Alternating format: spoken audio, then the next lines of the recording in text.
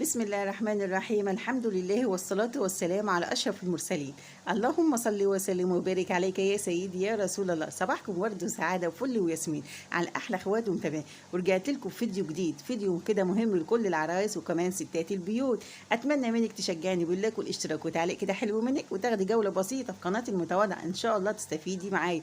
ويا رب تكتبي لي أنت بتتابعني من أي بلد، عشان دي حاجة بتبسطني وبتفرحني جدا. بصراحة كده وبأمانة أنا عندي المكنسة اللي أنتوا شايفينها دي، المكنسه دي كل ما اجي اكنس الاقي ريحتها تطلع ريحه مش كويسه، بمعنى اصح ريحه وحشه، ريحه مش حلوه خالص. اقول يا ربي هو في ايه في المكنسه؟ بصراحه كده انا مسكتها بقى وقلت امسكها معاكم كده ونستكشف مع بعض ايه السبب الريحه اللي بيطلعها كل ما باجي اكنس، بتخلي ريحه الشقه كده مكمكمه ووحشه. وهقول لكم الغلطه كانت فين. طبعا اول حاجه كده كان معايا هنا فوطين، فوطه مبلوله باريال بشويه ميه واريال كده، والفوطه التانيه برضو بيضه بتبقى ناشفه.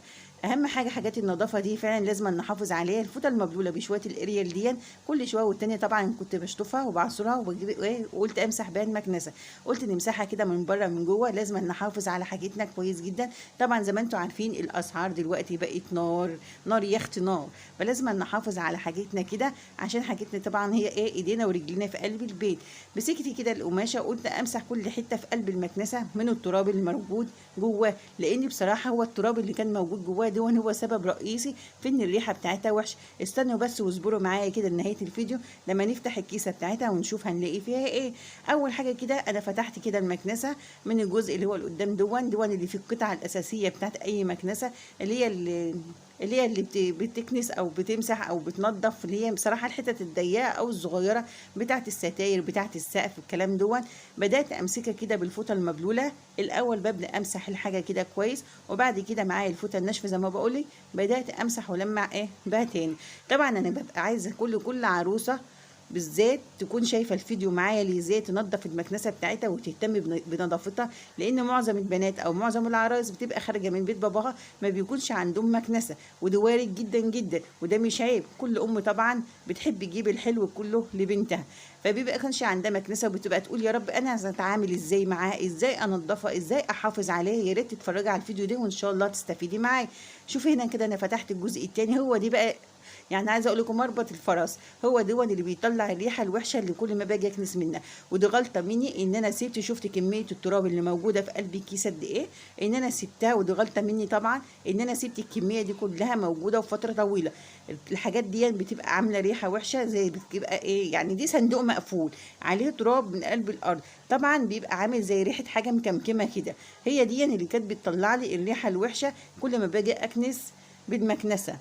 بلاقي ريحه التراب طبعا مكمكمه وبتطلع ريحه مش كويسه. فاحنا لازما ولابد من كل فتره والتانيه كده نفضي الكيس. ودلوقتي انا هقولك هنفضيه ازاي ونغسله ازاي ونحافظ عليه ازاي عشان ما تطلعش الريحه الوحشه اللي انا اكتشفتها وانا باجي بكنس بالمكنسه. بصراحه عايزه اقول لكم ان اول ما فتحته كده شوفي شمات الريحه زي ما بقول لكم كده، ريحتها مش كويسه خالص، ريحه كده مش لطيفه، مع انها شويه تراب، ما هوش تراب من الشارع، ده شويه تراب من قلب الشقه او من قلب السجاد، هو اللي عامل الريحه الوحشه اللي بتطلع من المكنسه، اللي هي ريحه التراب المكمكمه. زي كل فتره والتانيه كده لازم نقلب المراتب بتاعه السراير ونشيل الالواح ونكنس من تحت المراتب او من تحت السراير، نلم التراب عشان خاطر العنكبوت او اي حاجه وحش. برضك نفس النظام كده في قلب المكنسه الكهربائيه، لازم كل فتره والتانيه ما نسيبش التراب متراكم فيها لما يعبي الكيس كله وكمان نركنه. هو دي غلطتي ان انا ركنته، عشان كده طلع الريحه الوحشه اللي هي انا لما باجي اكنس المكنسه الاقي حاجه مكمكمه، الاقي حاجه ريحتها مش كويسه. فهو التراب اللي مركون جواها هو دون اللي عمل الريحه مش كويسه، ولا نمل طالع منها ولا حشرات طالعه منها.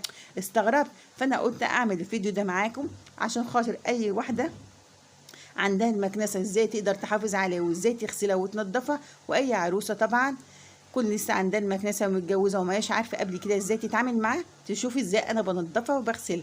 طبعا انا فضيت الكيس، والكيس لازم ما تفضوش جوه الشقه، انا فضيته قدامك جوه الشقه عشان خاطر التصوير، لكن يفضل ان انت بتفضيه في كيس كده بره الشقه عشان بيطلع تراب ناعم وما يبهدلكيش الدنيا.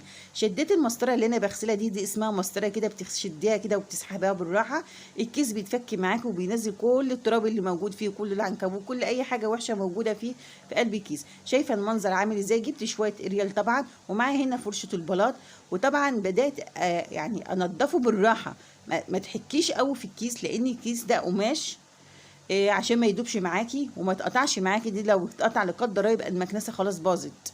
هو اهم حاجه تحافظي عليه.